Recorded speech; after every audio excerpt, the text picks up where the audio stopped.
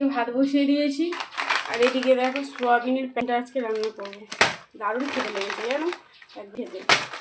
চলো রান্নাটা সেরে নিয়ে আবার দুষ্টু টিফিন করব।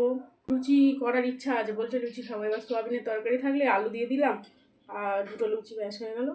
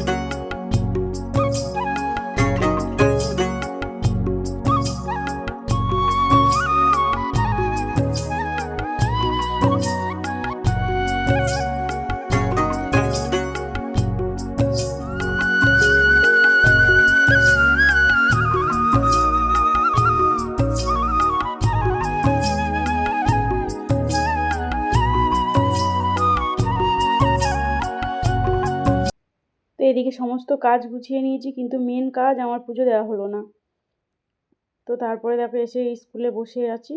স্কুলে এসে বসেছি আর বৃষ্টি শুরু হয়েছে। মানে আর কিছুক্ষণ আগে যদি বৃষ্টিটা আসতো তাহলে স্কুলে আসতাম না। আর এই বসে আছি বেঞ্চের ওপর, আর এই যে দেখছো গিল দেওয়া রয়েছে, তো ওখান থেকে বৃষ্টি ভালোই আসছিল এদিকে। মানে ছিটে ফোটা বৃষ্টি আসে না, সেই রকম আসছিল। আর এদিকে দেখো বাইরে কত ঝড় বৃষ্টি হচ্ছে, আর আমরাই সবাই বসে বসে গল্প করছি।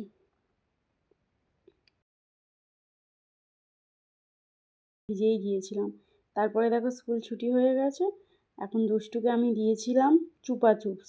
ও ওটা এত পছন্দ করে আর কি বলবো, সেই জন্য ওকে চুপা চুপস কিনে দিয়েছিলাম। ও এখন খেতে খেতে আসছে আর আমি টোরে আছি।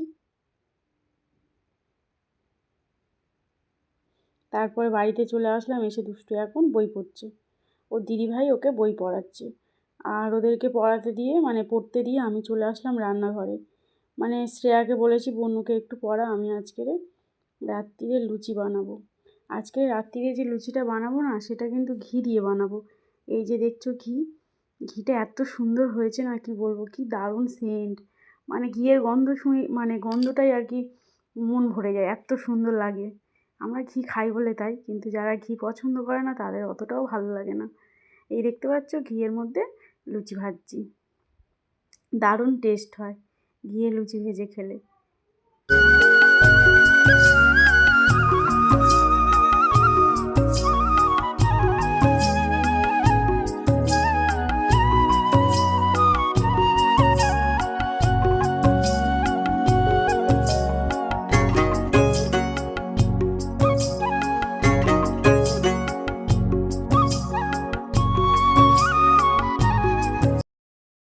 আর এদিকে ছোলার ডাল সেদ্ধ হচ্ছে, হাঁড়িতে করে ডাল সেদ্ধ করছি। মানে আগে তো না আমি প্রেসার কুকারে ডাল সেদ্ধ করতাম, কিন্তু এখন আর করি না। তো ভিডিওটা এখানে এন্ড করছি। যদি ভালো লাগে একটা লাইক করো।